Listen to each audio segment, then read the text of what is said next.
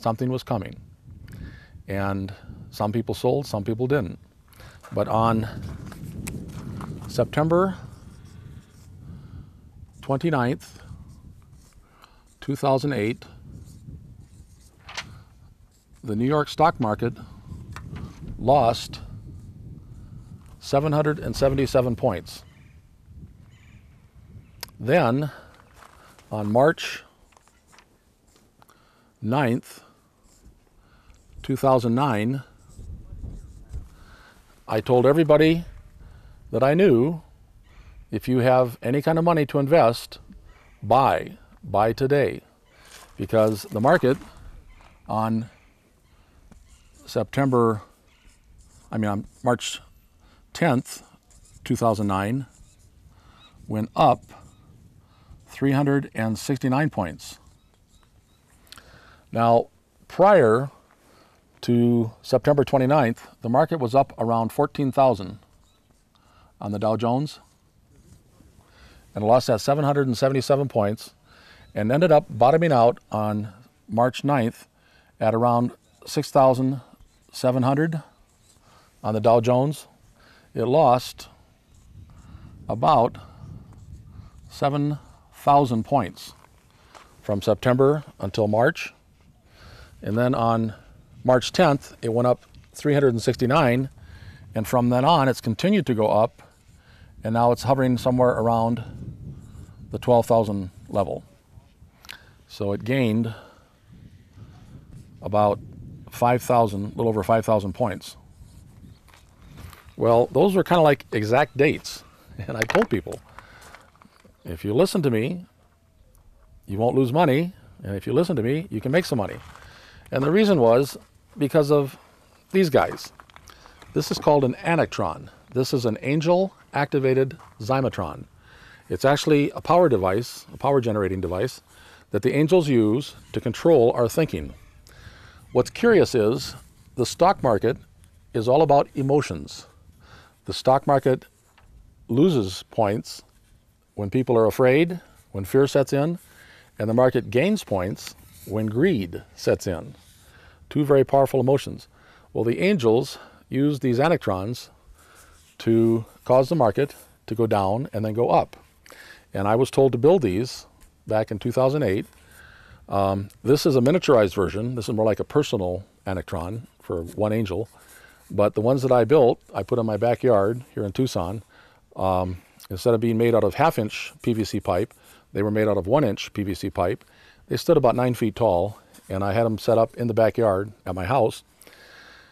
In March of 2009, though, my homeowners association sent me a nastygram, said you can't have anything in your backyard that sticks up above the fence. Our fences are 6 feet high, and the anactrons were 9 feet, so they could be seen. So I had to take them down, and on March 9th, I told everybody, if you got money, stock market's down to 6,700, buy. And sure enough, on March 10th, when I took the anactrons down, the market jumped up 369, and now it's gone up to 12,000.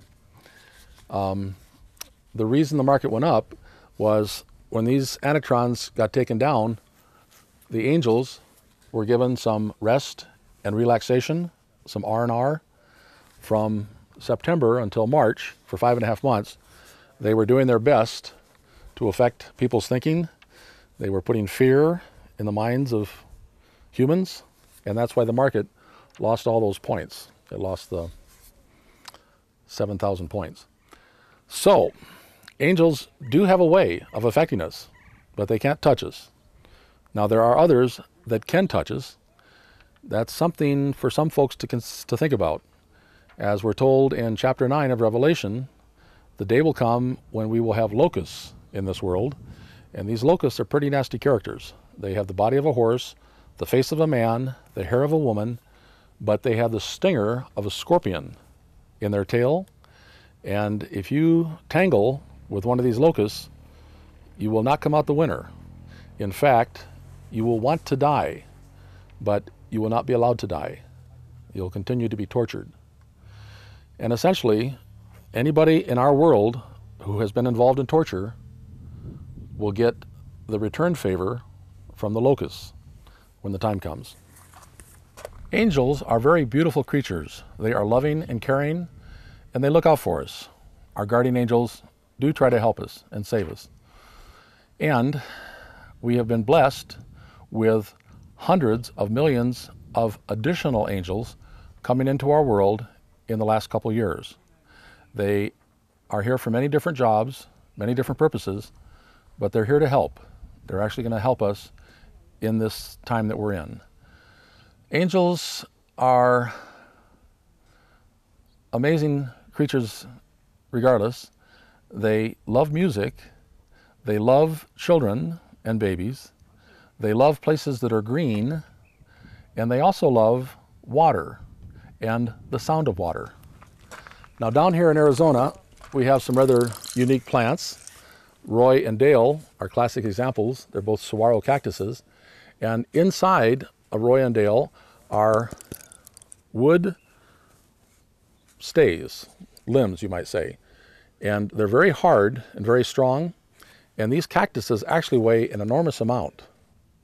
Saguaro cactuses take a long time to grow, only about a foot every 10 years, an inch a year, and they're very, very heavy. Roy is about 15 feet tall, and he must weigh several tons. If a saguaro falls on your car, it will be crushed, almost cut in half. They weigh so much. But the internal structure of the saguaros is made up of this really strong wood. And when you hollow them out and fill them with seeds, they give off the most beautiful sound. It sounds like rain.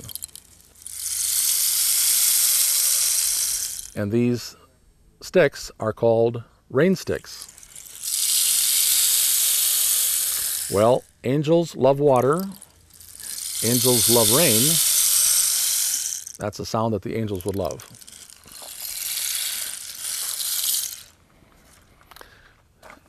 Now, angels are around us all the time.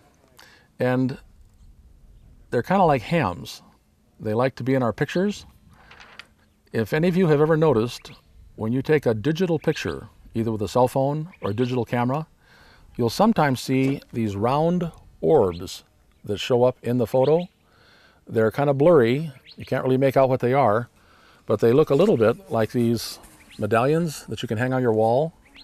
These are pressed out of metal, and from a distance you can't really make out the image in the center. But that's often what these orbs will look like. Well, those are your guardians. Those are your angels. Now, the funny part is the pictures and the orbs don't last. So if you don't print it right away, you'll lose it. Angels do have a way of controlling electronics, and a digital image held in a digital camera is electronic, and they can erase themselves. So if you want to keep that picture of your angel as the orb, print it out right away quick. Otherwise, it's gone. It's important to make a distinction between the activities of God and the angels and the activities of man. Angels work for God and do his bidding. The activities that the angels perform for God can be light or dark.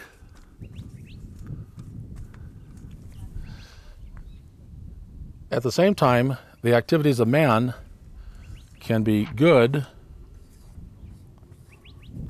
or evil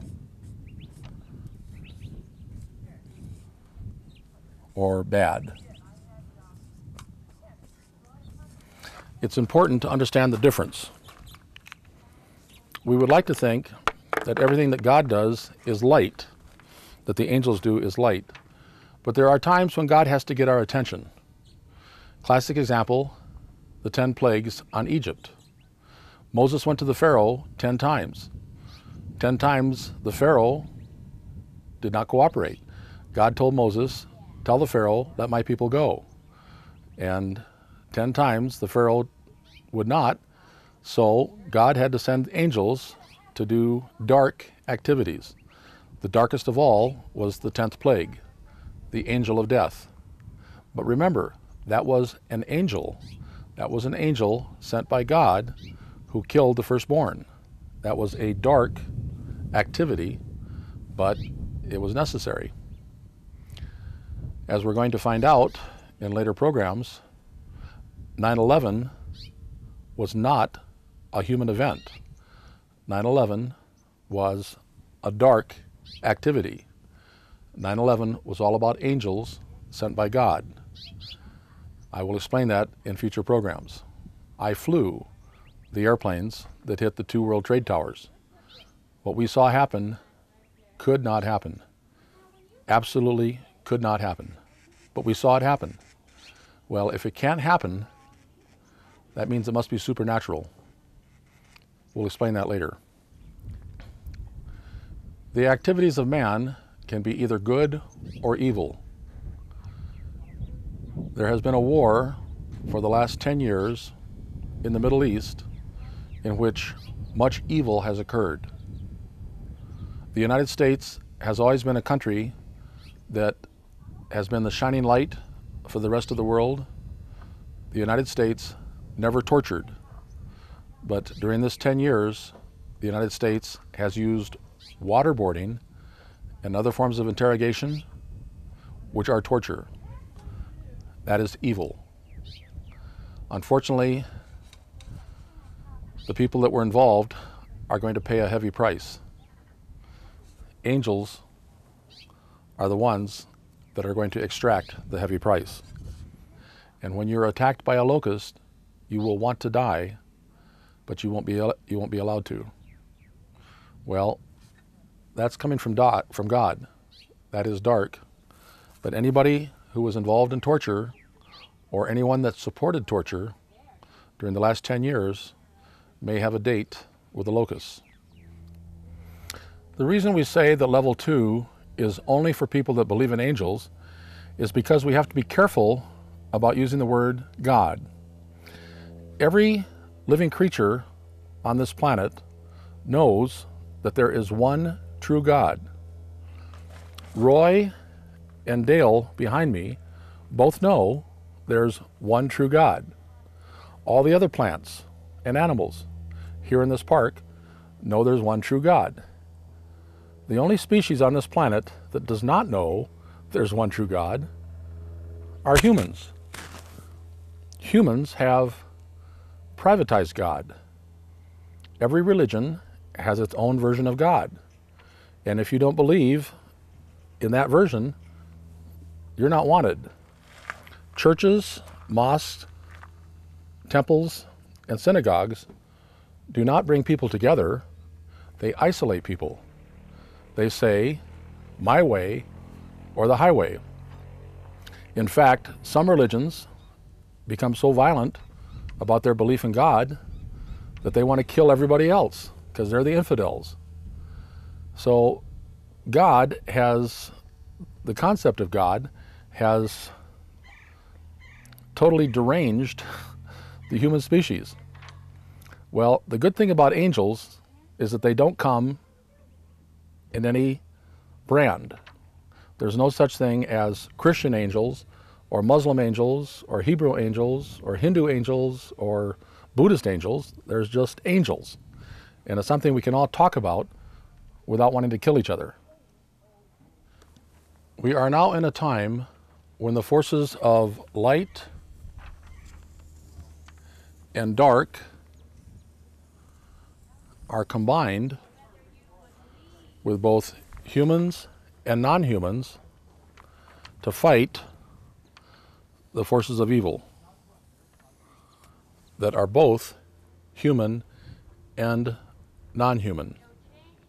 If you're going to pick sides, please choose very carefully whether you want to be on the side of the light and the dark, which represent God and the angels, or if you're going to be on the side of evil, which comes from man. A lot is at stake.